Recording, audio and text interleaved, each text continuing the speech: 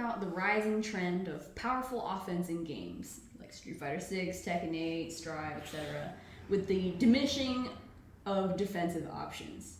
And how do you think the genre will evolve once that practice grows old, if at all? Okay.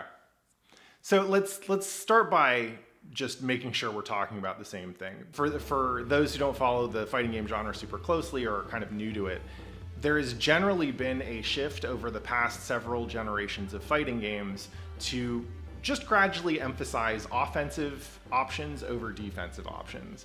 And practically what this means is that it's much rarer to see powerful defensive mechanics be the highlight or take center stage when it comes to a new fighting game. Far more often it is new offensive tools, new either maybe tools to prolong combos or change move properties or open your opponent up or whatever that takes center stage. And I'm not a huge fan of this evolution overall or this direction overall. It's not my favorite. I like games that highly feature defensive play, but I can understand why it works like this. And really the basic reason is if you make defense good, then you make attacking less good. And so when you watch skilled players play the game, you won't see as much attacking. I came up in an era of fighting games that had lots of very defensive games, right? Third Strike, parry is one of the most powerful defensive mechanics in any fighting game ever. Also, you can just whiff normals to build meter. So offense is a little bit riskier, and often if you wanted to stall the round out, you could just retreat and whiff normals to build meter, and your opponent was also similarly incentivized to do the same thing. And that's why there's a lot of early, especially like early tournament footage for Third Strike in North America was just a lot of whiffing normals to build meter. That's right. And in CVS 2, it's very similar. There are a lot of characters with really strong buttons in neutral, and so moving forward is dangerous, rolling is dangerous, dashing or running is dangerous, jumping is dangerous. And so you'll play the footsies game, but also you're kind of incentivized to just disengage, whiff normals to build meter until you have a super, and maybe that's when you engage. Marvel 2, also notorious for having Storm just fly up to the top of the screen, whiff normals to build meter, come down, extend her height a little bit with her numerous air options, or you have Cable just doing jump back, gun, grenade, call assist over and over and over. And this is all stuff that happens when the balance between offense and defense is not appropriately calibrated. In order for a fighting game to have fighting in it, you need to have reasonably powerful offense, and that's why this modern trend exists. But I personally would like to see a little bit more of a balance, either in terms of making defensive play feel more exciting and more skillful, or by amping up other aspects to fighting games like movement. When it comes to fighting games, I tend to think of them as composed into three different chunks. You have offense, defense, and neutral. Offense and defense obviously are when one player is attacking another player, you have the decisions that the attacking player is, that constitutes the offense. You have the decisions that the defensive player is making, that constitutes the defense. And then neutral is when they are jockeying for that advantage that puts them in the offensive or defensive posture. And I think offense and defense, in general, the right thing, the right decision is to make offense strong. Give you some tools, some like ideally risky tools for defensive outplay because that keeps things interesting as well. But to me, the neutral, and especially how movement works in a fighting game, is often what dictates how the rest of that feels. And unfortunately, I feel like movement has generally been either neglected or oversimplified by most modern fighting games. They just tend to have less engaging, less high skill cap movement systems. And the net result of this is it pushes players into engagement range kind of quicker and more often, and that's why the games can feel extremely offensive favored.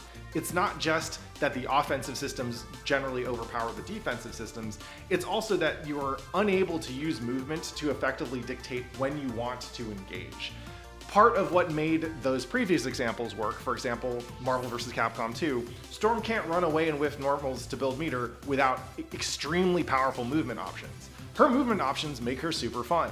I wish more characters could move like Storm. With CVS2 and Third Strike, those obviously have way more limited movement tools than modern fighting games do.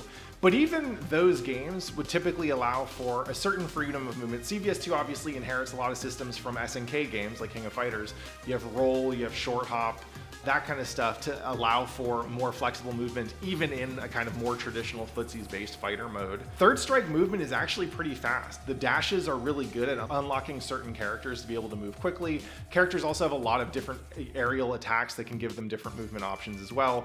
And parry being available both on the ground and in the air does make it so that your movement doesn't commit you to automatically losing to anti-air attacks. Probably the best, or one of the best versions of this is Smash, right? Melee movement is super crispy, really cool to watch, and has a high skill curve that then unlocks a lot of really interesting offense and defensive behaviors out of that fundamental movement system. The problem with this from a development point of view is movement is really hard to make look intentional.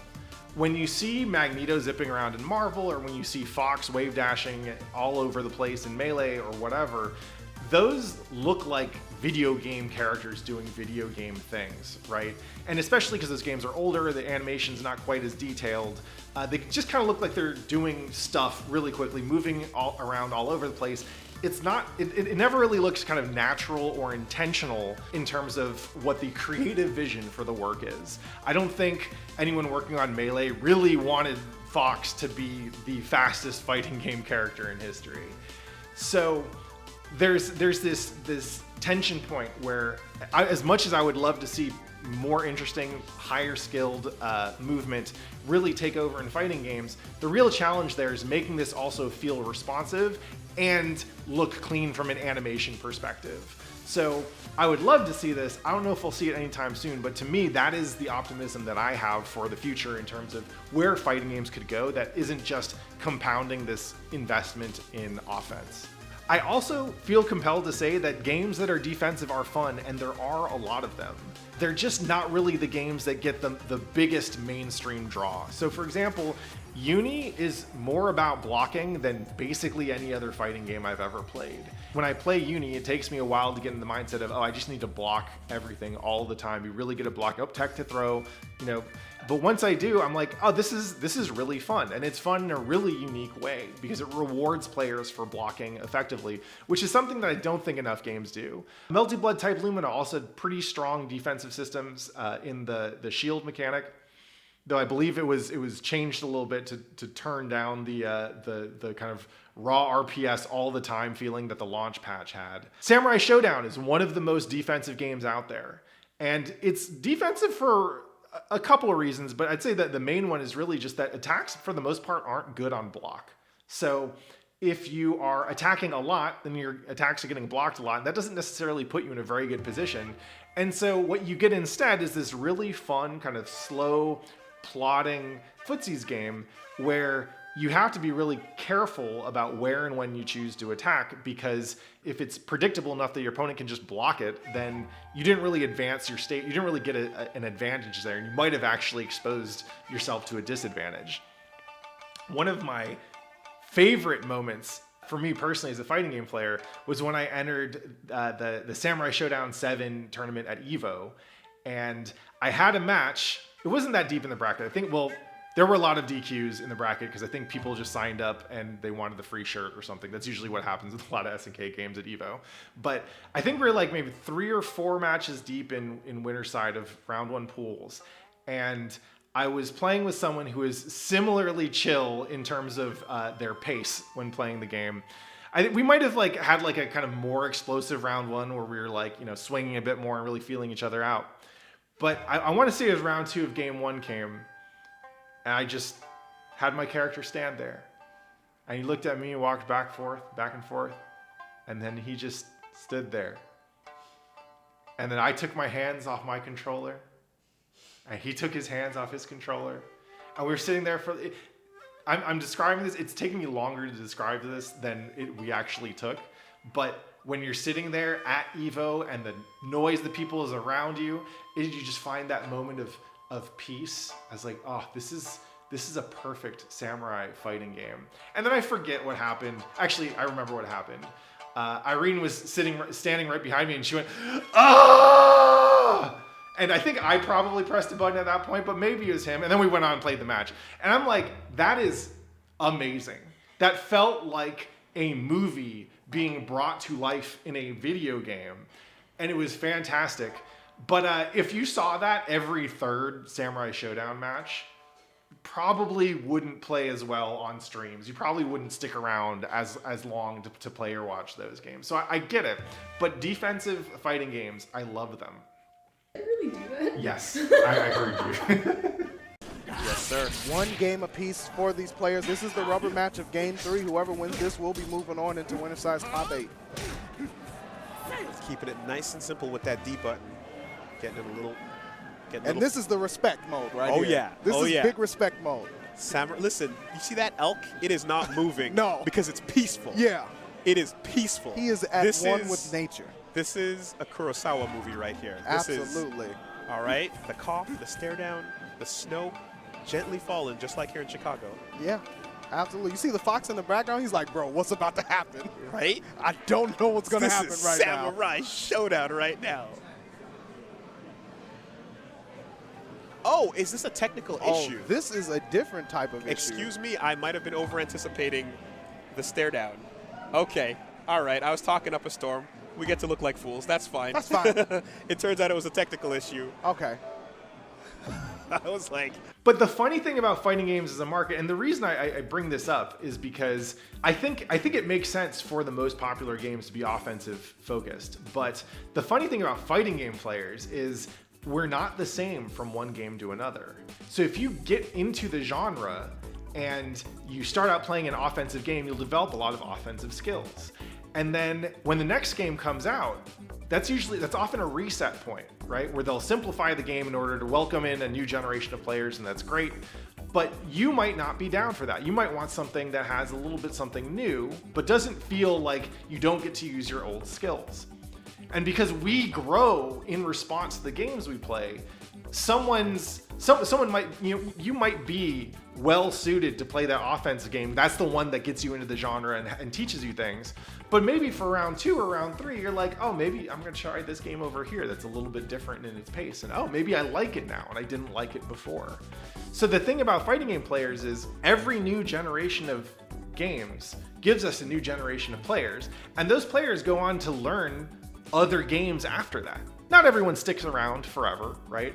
But if you think about it, fighting games have only really been a thing in human history for basically 35, 40 years charitably, if we're going back, like way back past, Street Fighter 2.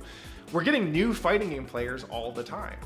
And they're learning how to do all kinds of different things in different games. And eventually they might find some of those games that didn't really speak to them before, they can now come back to and appreciate with a new lens and a new skill set and really get into it.